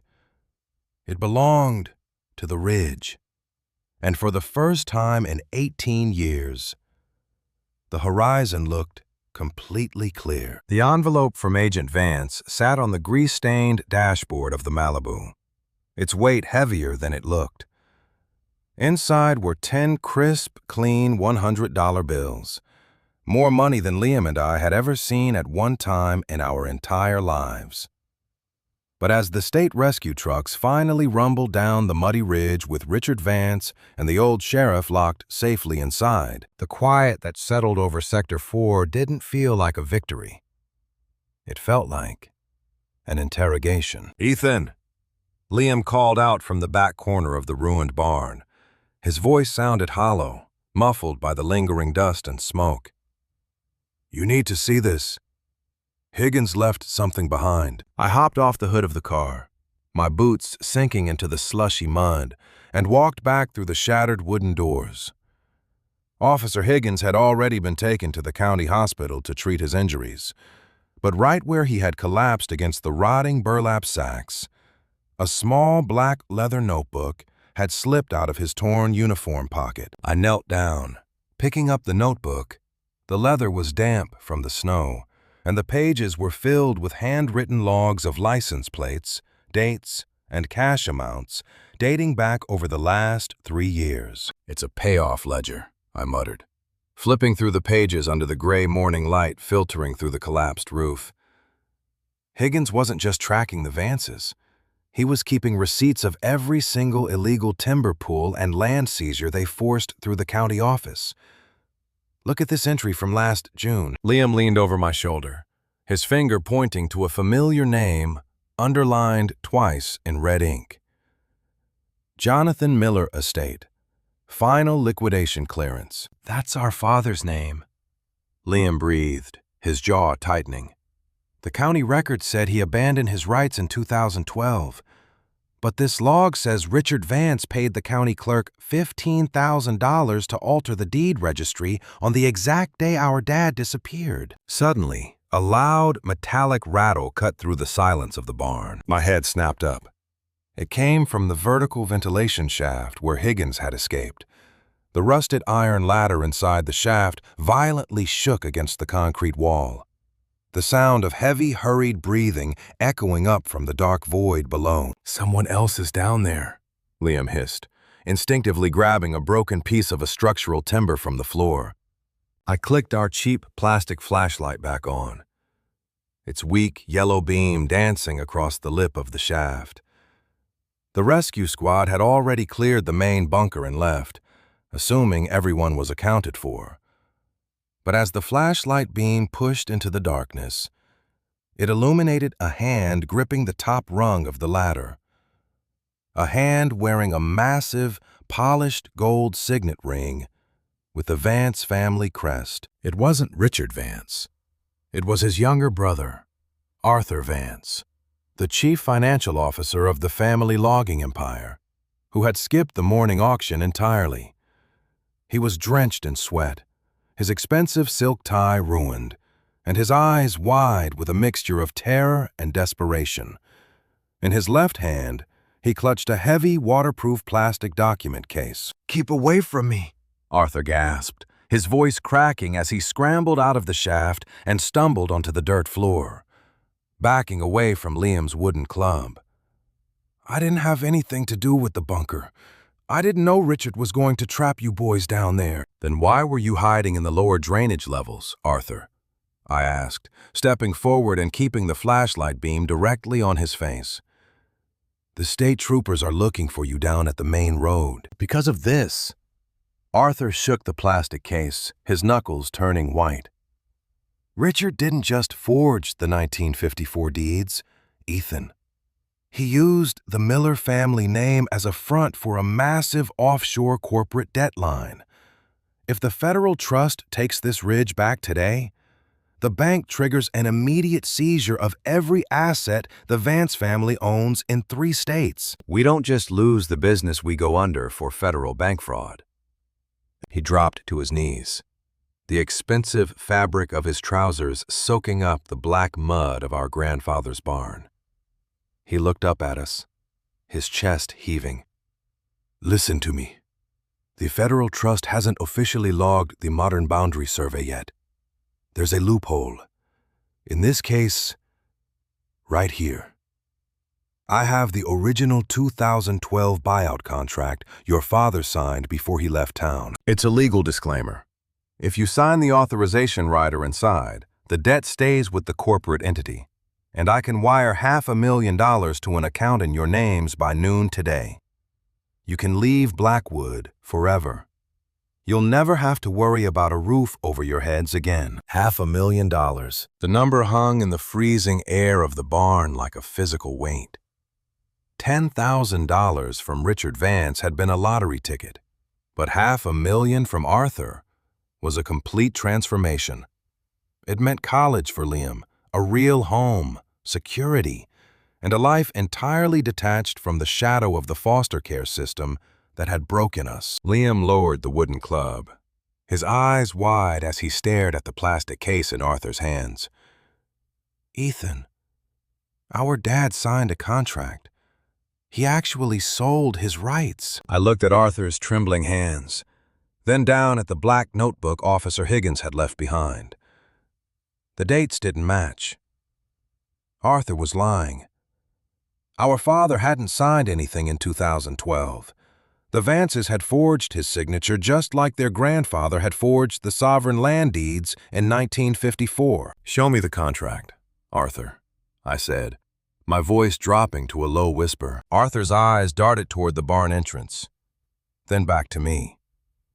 He unlatched the plastic case with a sharp click, pulling out a thick document stamped with a notary seal from 14 years ago. He held it out, his fingers shaking. I stepped closer, taking the document from his hand. I didn't look at the legal jargon. I looked straight at the bottom line, where our father's signature, Charles Miller, was written in faded blue ink. Right next to the ink, faint but visible under the direct beam of my flashlight, was a tiny indentation in the paper, a perfect indentation of a three-pointed star inside a circle. Our father hadn't signed it willingly. He had used the tarnished pocket watch to press a hidden mark into the paper before they took him. A silent warning meant for his sons to find if we ever uncovered the truth. "He didn't sell out," I said. A sudden, burning coldness settling deep into my chest. I ripped the document rider completely in half, the thick paper tearing with a loud, sharp snap. "And neither will we." You stupid kids! Arthur screamed, his desperation breaking through as he lunged forward to grab the torn pieces from my hand. You're ruining everything! You'll stay poor, you'll stay cold, and the county will find a way to take this ridge from you anyway. Before Arthur could touch me, Liam stepped into his path. He didn't use the club. He just grabbed Arthur by the lapels of his tailored coat and hauled him off his knees, pinning him effortlessly against the heavy iron bypass wheel we had turned an hour ago. The Miller name stays on the ridge, Liam said, his voice deeper and steadier than I had ever heard it. "Get off our property, Arthur, before I call Agent Vance back up here." Arthur's face went from red to a deathly hollow white. He looked at Liam's grip, then looked at the torn contract fluttering into the mud. He let out a ragged breath, his shoulders slumping as all the power vanished from his posture. He slowly reached into his pocket, pulled out his silver car keys, and dropped them into the dirt. "The federal marshals are already waiting at the base of the hill, aren't they?" Arthur asked quietly, his voice defeated. "Yeah," I said, picking up his document case and tucking it under my arm alongside Higgins's ledger. "They are." We watched Arthur Vance walk out of the ruined barn alone, his head down as he began the long, humiliating trek down the unpaved incline toward the waiting state cruisers. Liam and I stood together in the center of the structure, the silence finally feeling clean. The wind outside had dropped, and the heavy snow had turned into a gentle, quiet mist that settled over the old timber beams. I reached into my pocket, pulled out the modern federal title Agent Vance had given us, and laid it flat on top of the red iron wheel. Beside it, Liam placed our father's tarnished silver pocket watch, its casing still open to reveal the tiny triangular brass key that had saved our lives. We were still 18, and we still had a long way to go before the lawyers and the federal trust sorted out the wreckage of Blackwood County. But as the sun climbed to its peak, warming the cold concrete beneath our feet, I knew the foundation wasn't wrong anymore. The Miller brothers finally had something solid to build on. The melting snow dripped from the remaining 10 roof panels, hitting the mud with a rhythmic, heavy sound that felt like a countdown. Arthur Vance's silver keys lay where he had dropped them in the dirt, the metal ring catching the pale light. Liam reached down, his fingers caked in black soot and dry rot, and picked them up, turning them over in his palm. He said they used our father's name for an offshore debt line. Ethan, Liam said, his voice dropping into a register that made my chest tighten. If the federal trust takes this ridge back, that debt doesn't just disappear. What if it drops straight onto us? Arthur was trying to scare us into signing that authorization rider, Liam, I said, though my own hand was trembling as I clutched the document case under my arm. He wanted the torn pieces back because without our signature, their paper trail is a dead end. They can't bind the Miller estate to a fraud they committed themselves. You don't know how these town councils work. A weak, gravelly voice rasped from the dark corner near the vertical ventilation shaft. I spun around, clicking the plastic flashlight back on. The yellow beam cut through the hanging dust, illuminating old Thomas, the blacksmith who had lent us the sledgehammer the night before.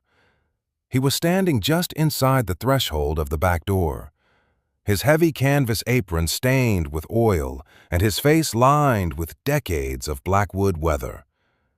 He was holding an ancient, rusted iron lockbox under his thick arm. Thomas, I breathed, lowering the light slightly out of respect. What are you doing up here? The state troopers cleared the site. The troopers don't know this hill like I do, kid, Thomas said, stepping into the barn, his heavy work boots crunching over the shattered cedar siding. He looked at the red iron bypass wheel, then down at the open hatch leading to the subterranean vault. I saw Arthur walking down the incline in his ruined clothes. I knew you boys had dug up the bone. I've been waiting 25 years for someone to finally break that concrete. You knew about the bunker? Liam asked, his hand tightening around the wooden club he was still holding. I helped Jonathan Miller weld the hinges on that hatch back in '54, Thomas said quietly, his eyes turning misty as he looked at the three-pointed star etched into the foundation stone. Your grandfather knew the Vances were coming for the aquifer. He didn't trust the county bank, and he certainly didn't trust the local sheriff. But there's something Jonathan didn't put in his journal, Ethan. Something he couldn't risk Richard's father finding if they ever broke into the safe. Thomas walked over to the wooden trestle table, clearing away a pile of wet schematics with his sleeve. He set the rusted iron lockbox down with a heavy, metallic thud. He didn't have a key. Instead, he took a heavy blacksmith's cold chisel from his apron pocket, wedged it into the seam of the lid, and struck it once with his fist. The ancient lock snapped with a sharp ping. Thomas peeled the lid back, revealing a single, thick reel of 16mm celluloid film, wrapped in a faded yellow canister labeled Project Blackwood Reserve, Official Survey Testimony, 1954. What is that? I asked, stepping closer.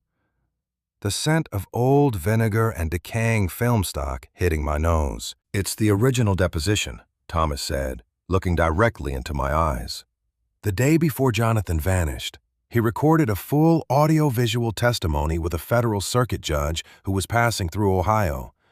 He details every bribe, every altered map, and the exact coordinates of the natural gas vents under the shale. But more importantly, it contains the original, uncorrupted signatures of the entire 1954 town council admitting that the Miller family owned the mineral rights in perpetuity. If this has been in your shop for 25 years, Thomas, why didn't you give it to our father? Liam's voice had a sudden, sharp edge of anger. He was looking for the truth. He disappeared because nobody would give him a straight answer. Thomas bowed his head, his heavy shoulders slumping under his canvas coat. I tried to, Liam. I swear to God, I tried. Your father came to my forge the night before he went missing. He had the tarnished pocket watch in his hand, the one Jonathan gave him. But Richard Vance was already watching the shop. He told me if I ever turned this canister over, my forge would burn with my family inside it. I was a coward. I hid the box under the floorboards of my coal bin and told your dad I didn't know anything about the ridge. The confession hung in the freezing air of the barn like a thick fog. Liam took a step toward the old man, his chest rising and falling rapidly. The betrayal of a family friend stinging worse than any of Vance's threats. "Liam, wait," I said, putting a hand on my brother's shoulder. "Look at the canister." I reached into the rusted lockbox, picking up the yellow metal tin. My fingers brushed against the bottom of the casing, and I felt a familiar, raised indentation in the metal. I turned it over under the flashlight beam. Stamped directly into the steel lid of the 1954 film canister was a small, perfect replica of the three-pointed star inside a circle, the exact design from the concrete floor. The vault safe and our father's watch. It wasn't just a random mark. It was a serial sequence. "The star isn't a family crest," I whispered, the realization hitting me so hard my knees felt weak. "It's a three-part mechanical cipher. The pocket watch has the triangular brass key, the red bypass wheel has the master lock, and this canister. The design on the lid matches the dial configuration on the primary federal vault door we left downstairs." Suddenly, the weak yellow light of our plastic flashlight flickered twice and died completely, plunging the back corner of the barn into sudden darkness. But it wasn't dark outside. Through the gaping hole where the bulldozer had smashed the eastern wall, a new set of high beams cut through the falling snow, brighter and more intense than the state trooper cruisers. A dark gray Suburban with tinted windows and federal government plates skidded to a halt in the mud right next to our Malibu. The car doors didn't swing open casually. 4 men wearing heavy black tactical coats and earpieces stepped out, their movements perfectly synchronized. One of them held a high-grade digital mapping device, its green laser grid already sweeping across the timber walls of our barn. "They aren't State Patrol," Liam muttered, stepping back into the shadow of the support beam. "No," I said, my heart freezing as I recognized the emblem on the side of the Suburban. The Department of Energy's Strategic Petroleum Reserve Security Detail. Arthur Vance wasn't just lying to us. He already triggered the corporate default. The federal government isn't coming to give us a house. "Liam, they're coming to seize the ridge as a national security asset before the court can even process our grandfather's title." The lead agent stepped through the ruined double doors, his heavy combat boots making no sound in the mud. He pulled a black radio from his lapel, his voice cold and clinical. "Sector 4 cleared of local civilians. Begin the concrete capping protocol. We seal the vault by noon." The green laser grid from the digital mapping device cut through the gloom of the barn, painting thin, glowing lines across the ancient oak beams and our grandfather's hidden foundation stone. The 4 tactical officers moved with a terrifying mechanical efficiency, their heavy boots stepping over the mud-slick debris without a single misstep. "Hold your positions," the lead agent barked into his lapel radio, his voice flat and drained of any human emotion. "We have 3 unauthorized civilians inside the perimeter of the primary vent. Bring the concrete truck up the incline now." "Wait outside. Thomas," I whispered frantically, shoving the yellow film canister deep into my hoodie alongside the Supreme Court deeds. "Liam, get behind the table. Do not let them touch the plastic document case." The lead agent stepped directly into the center of the structure, his eyes taking in the open steel hatch and the red iron bypass wheel. He didn't look at us like Richard Vance had. There was no malice in his eyes, no greed. Just the absolute coldness of a federal bureaucrat executing a national security directive. He pulled a heavy laminated document from his black tactical coat and held it open. "My name is Special Agent Miller, no relation," he said, his voice cutting through the freezing mist. Under Executive Order 14,022, this entire sector has been classified as a closed strategic petroleum and aquifer reserve. All local, county, and state titles are officially suspended under eminent domain. You boys have 60 seconds to clear your personal belongings from the vehicle outside before we seal the breach. You can't do that, Liam snarled, his knuckles turning white as he gripped the edge of the wooden trestle table. Agent Vance from the Bureau of Land Management just gave us the official title an hour ago. The Vance family forged the records. The ridge belongs to us. Agent Vance operates under Civil Public Land Trust, Agent Miller replied, his eyes never blinking. This directive comes from the Department of Energy's Emergency Security Detail. The corporate default triggered by Arthur Vance 3 hours ago classified this aquifer as a high-risk infrastructure liability. If we don't pour 50 tons of quick-set concrete down that hatch by noon, the pressure variance will contaminate the entire tri-state water table. Your civil title is irrelevant during an active infrastructure failure. Outside, the deep, thunderous groan of a massive commercial concrete mixing truck echoed up the unpaved incline. The headlights cut through the falling snow, casting long, frantic shadows through the ruined double doors of the barn. My mind raced, the puzzle pieces spinning frantically. The Vances hadn't just stolen the land. They had built a mechanical trap. By turning the red bypass wheel to save Richard Vance from drowning in Chapter 6, we hadn't just diverted the water. We had unknowingly opened the secondary pressure valves, triggering the federal monitoring system in Columbus. The system thought the aquifer was leaking, and the government's only solution was to bury it forever under a mountain of cement. The pressure variance isn't a failure, Agent Miller, I shouted, stepping between him and the hatch. I pulled out the yellow film canister, holding the stamped three-pointed star directly under his flashlight beam. The valves are open because the lower level was flooded intentionally by the Vance family to hide their evidence. If you pour concrete down that hole right now, you aren't fixing a leak.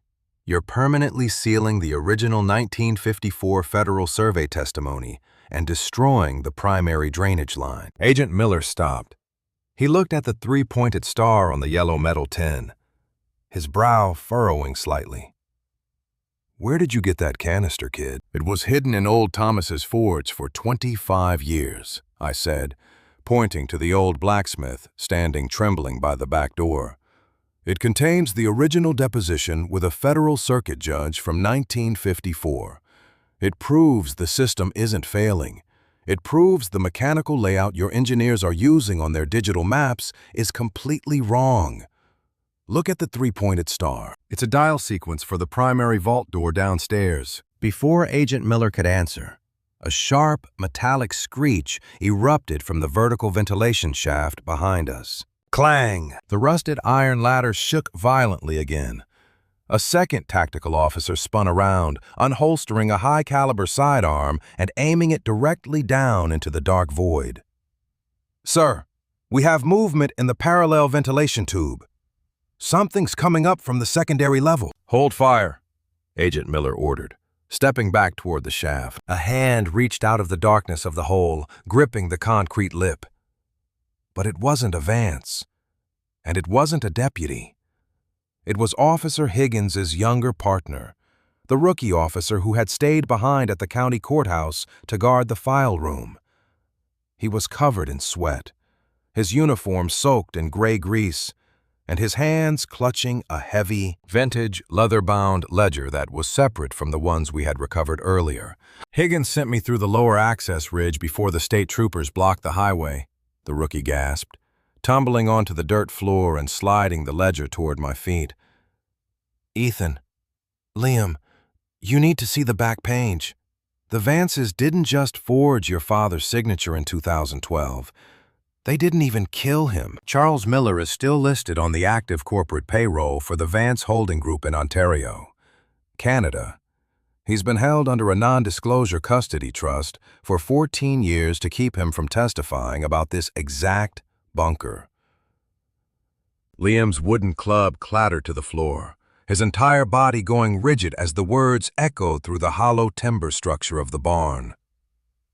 "Our dad. He's alive." "He's the third key," I whispered, the final terrifying realization hitting me like a physical blow. The three-pointed star. Jonathan Miller, Marcus Vance, and Charles Miller. The primary vault door downstairs requires 3 separate physical inputs to safely equalize the aquifer pressure without blowing the main bedrock foundation.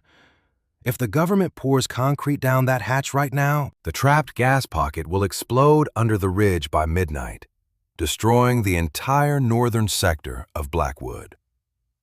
Agent Miller stared at the rookie officer's ledger, then looked at the yellow film canister in my hand. Outside, the concrete truck hissed, its massive chute swinging toward the entrance of our barn. The tactical officers looked at their commander, their fingers hovering over the levers of their equipment, waiting for the single word that would either seal our family's history in stone or crack the entire conspiracy wide open. "Sir?" the lead technician asked, his voice tense over the roar of the concrete engine outside. "Do we pour?" Agent Miller stared at the rookie officer's faded ledger, his gaze dropping to the three-pointed star stamped into the metal lid of the yellow film canister in my hand. The massive concrete mixing truck outside groaned, its hydraulic gears whining as the long steel pouring chute swung directly through the ruined double doors, hovering like a weapon over our grandfather's hidden foundation stone. "Sir?" the lead technician called out again, his gloved hand resting firmly on the truck's primary release lever. "The concrete is mixed to density. We are hitting the noon deadline. Do we pour?" "Hold the line," Agent Miller suddenly barked into his lapel radio, his voice cracking the clinical shell he had worn since arriving. He stepped closer to me, his heavy combat boots crunching over the shattered cedar siding. "You're saying this pressure variance isn't a simple geological leak? You're saying the entire ridge is rigged?" "It's a 3-part structural sequence," I explained, my heart hammering against my ribs as I spread the 1954 Supreme Court deeds flat across the rusted iron bypass wheel. Marcus Vance and Jonathan Miller didn't just build a bunker to hide papers. They built an equalization chamber for the entire valley's water table. If you block that vertical ventilation shaft with 50 tons of quickset cement, the subterranean methane pockets won't have an escape route. The shale foundation under Blackwood will fracture by midnight. "He's telling the truth. Miller!" Old Thomas stepped forward, his voice trembling but clear as he pointed a thick, calloused finger down into the black void of the hatch. "Look at the analog gauges on the control panel down there. The pressure needle isn't dropping. It's climbing." The Vances have been illegally bleeding the secondary gas lines for 3 decades to hide the true volume from the federal inspectors. Liam stepped up beside me, his height casting a long shadow under the truck's glaring high beams. "And our father didn't run away. He didn't abandon us at 5 years old. He was taken because he was the only one who held the third mechanical cipher to safely vent the primary valve without destroying the township." Agent Miller pulled a heavy, tactical rugged tablet from his coat pocket, his fingers frantically tapping commands into the Federal Land Registry database. He scanned the rookie officer's ledger page, his eyes tracking the offshore corporate payroll entries from Ontario, Canada. "The custody trust is active," Agent Miller whispered, a sudden, dark realization washing over his face. "The Vance Holding Group has been paying a private medical facility in Thunder Bay under a sealed county court order signed by the older sheriff in 2012. Charles Miller isn't dead. He's being held under a fraudulent John Doe conservatorship." Suddenly, a loud, thunderous clunk echoed from deep within the earth beneath our feet. The red iron bypass wheel we had turned in Chapter 6 violently spun backward half a turn, the metal spokes snapping against my wrist with a force that sent a sharp, blinding pain straight up my arm. The weak yellow light from our plastic flashlight flickered once and died completely, replaced by the ominous, rhythmic pulsing of a red warning light on the ancient control panel inside the vertical shaft. Beep, beep, beep. The pressure seal on the secondary vault just blew, the younger rookie officer screamed, scrambling away from the lip of the hole as a thick plume of freezing, sulfurous white vapor erupted into the air of the barn. The lower-level drainage pipes are collapsing under the bedrock shift. Get the trucks back, Agent Miller roared into his radio, tackling the lead technician away from the concrete chute just as a violent shudder shook the entire timber frame of the structure. All units, abort the capping protocol. Clear the perimeter of Sector 4 immediately. The tactical officers scrambled, their synchronized movements breaking into pure survival panic as the gravel floor beneath the concrete slab began to split open, a 3-foot fracture tearing straight through the carved MV insignia in the stone. Ethan, grab the case, Liam yelled through the blinding white vapor. He lunged across the wooden trestle table, his heavy arms wrapping around the plastic document case and the yellow film canister, just as the table snapped in two under a falling roof truss. I grabbed old Thomas by his canvas apron, dragging the elderly blacksmith out through the shattered back door into the freezing Ohio night. The snow was falling in thick, blinding sheets now, the white flakes swirling frantically in the red and blue glare of the flashing highway patrol lights at the base of the hill. We collapsed into the mud right next to our old Chevy Malibu, our lungs burning from the toxic gas venting from the ridge. Behind us, the old Miller storage barn, the $50 pile of firewood we had bought at sunrise, gave a final, agonizing groan. The massive eastern wall caved inward with a deafening crash, burying the vertical hatch under 30 tons of shattered timber and corrugated iron. Agent Miller sprinted out of the ruins last, his tactical tablet shattered in his hand, his black coat covered in gray concrete dust. He looked at Liam and me sitting in the slush, then looked down the ridge where a convoy of federal transport vans was already speeding up the unpaved incline from the highway. But these weren't emergency crews. These were blacked-out federal utility trucks bearing the emblem of the International Boundary and Water Commission. The federal marshals just crossed the state line, Agent Miller said, his breath hitching in the cold air as he looked down at the documents inside my hoodie. They aren't here to seal the well anymore. Ethan, they found your father. The Canadian authorities raided the Thunder Bay facility 2 hours ago based on the digital ledger transmission Officer Higgins sent before his arrest. A heavy black door of the lead transport van swung open before the vehicle even came to a complete stop in the mud. A tall man in a faded canvas work coat stepped out into the snow, his hair graying at the temples, his face lined with the unmistakable map of the Miller family features. His left hand was trembling slightly, but in his palm, catching the flash of the red emergency lights, was the exact twin of our tarnished silver pocket watch. Liam dropped the wooden club into the slush, his entire body shaking as he stood up from the hood of the car. "Dad?" Charles Miller walked slowly across the frozen gravel lot, his eyes taking in the ruined remains of his father's barn, the red iron bypass wheels sticking out from the collapsed timber, and finally, the 2 18-year-old sons he had been forced to leave behind in the dark 14 years ago. "You found it," our father said, his voice rough and thick with an emotion that had been buried deeper than the concrete. "You boys actually found the ridge." The snow fell in heavy, silent sheets, blanketing the ruined remains of the Miller storage barn. Charles Miller stood in the slush, his eyes scanning Liam and me, his breathing shallow. The twin silver pocket watch in his hand trembled, its metal surface reflecting the cold glare of the federal emergency lights. 14 years, our father whispered, his voice cracking as he stepped toward us. "I thought Richard Vance had buried this whole ridge. I thought he'd erased every trace of what Jonathan built." "He tried to," I said.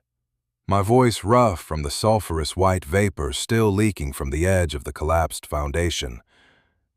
He almost did. But we bought the barn back at the foreclosure auction this morning for $50. It was all the money we had left. Liam didn't move. His tall frame stood rigid, his fists clenched tight at his sides. The shock of seeing our father alive after a childhood spent believing we were completely abandoned had frozen him in place. "Ontario," Liam finally rasped, a sharp edge of pain cutting through his confusion.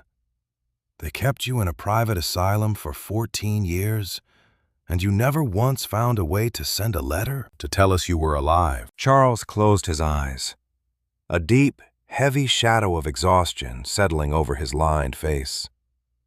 "They didn't just lock me in a room, Liam.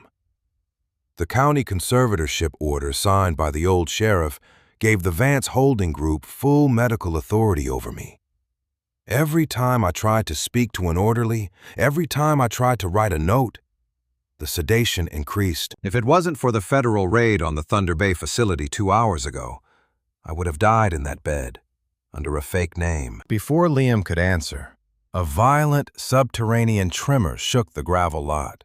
Rumble. The chassis of our old Chevy Malibu groaned as the ground shifted another 3 inches.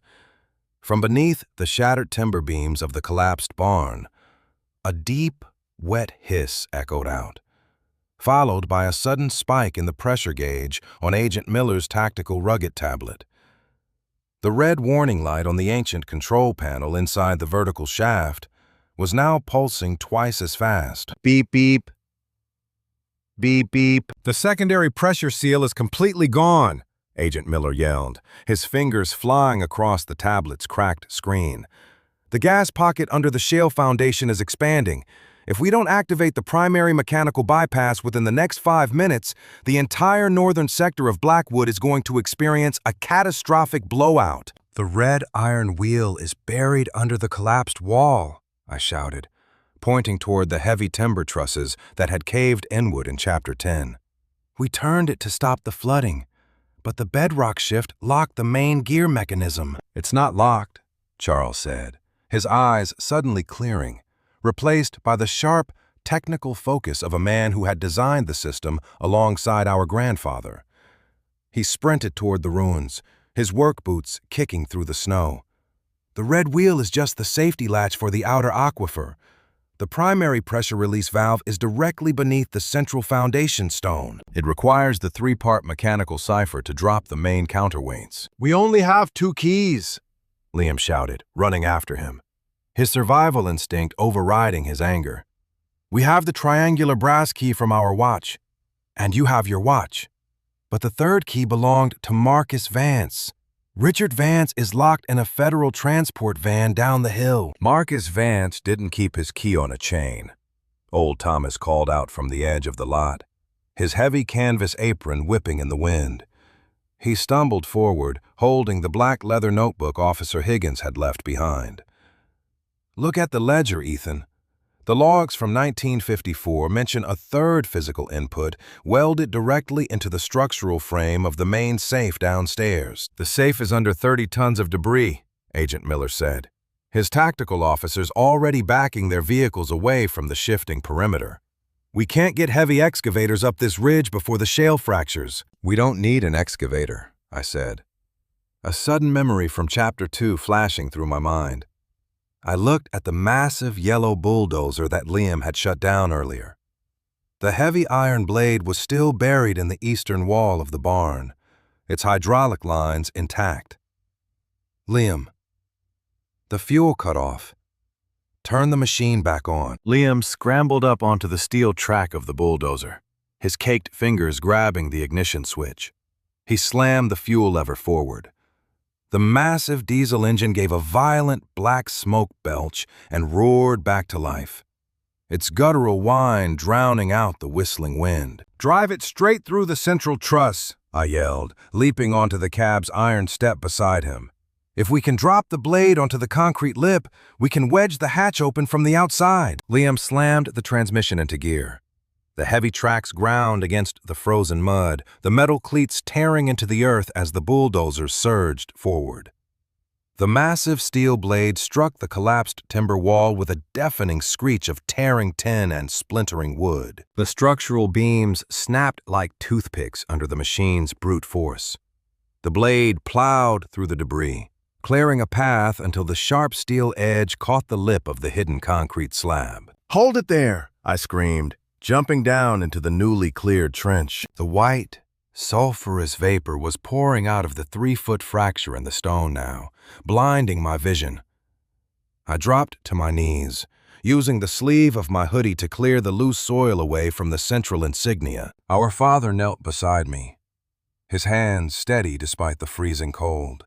He placed his tarnished silver pocket watch into the circular indentation on the left side of the MV carving. I reached into my pocket, pulling out the triangular brass key from our watch, and rammed it into the right indentation. Click. Deep within the stone, a heavy mechanical gear shifted. But the fracture didn't close. The pressure needle on Agent Miller's tablet hit the red line. Beep, beep, beep, beep. It needs the third input. Charles shouted through the roar of the vapor.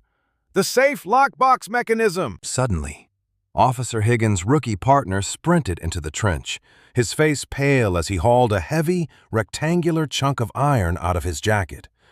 It was the original mechanical dial array from the safe door downstairs, sheared off by the force of the battery explosion in Chapter 4. He had carried it up the ventilation shaft without realizing what it was. "The dials are set to the years the river ran dry," the rookie screamed, sliding the iron array into the center of the fracture. 1948, 1951, 1953. Charles grabbed the heavy iron dials, his fingers turning the rusted gears until the numbers aligned perfectly with the star insignia on the stone foundation. With a thunderous, metallic boom that resonated through the entire ridge, the hidden subterranean counterweights dropped deep within the earth. The rushing sound of thousands of gallons of pressurized gas instantly shifted, venting safely through the deep drainage pipes into the northern ravine, far away from the township. The red warning light on the control panel flickered, turning back to a steady, solid green. The pressure needle dropped out of the danger zone. The ridge was stable. The system had equalized. Liam cut the bulldozer's engine. The sudden silence inside the ruined barn, feeling heavy and clean. The thick white vapor began to dissipate into the morning air, leaving nothing but the smell of damp earth and melting snow. Agent Miller looked down at his tablet, then up at the 3 Miller men standing in the center of the foundation stone. He slowly put the device away into his pocket. The federal emergency order is officially stood down. The infrastructure liability is cleared. He walked over to my father, extending his hand. "Welcome back to Blackwood, Mr. Miller. Your title to the northern sector estate is fully restored." Charles didn't take the agent's hand right away. He turned to Liam and me, his eyes wet as he reached out and wrapped his heavy arms around both of our shoulders, pulling us into a tight, silent embrace that broke the long, freezing winter of our childhood. We were 18, and the old storage barn was nothing but a pile of splinters. But as the sun finally climbed past its peak, warming the cold concrete beneath our boots, I knew the Miller brothers weren't homeless anymore. We had the ridge. We had the truth. And for the first time in 14 years, we had our father.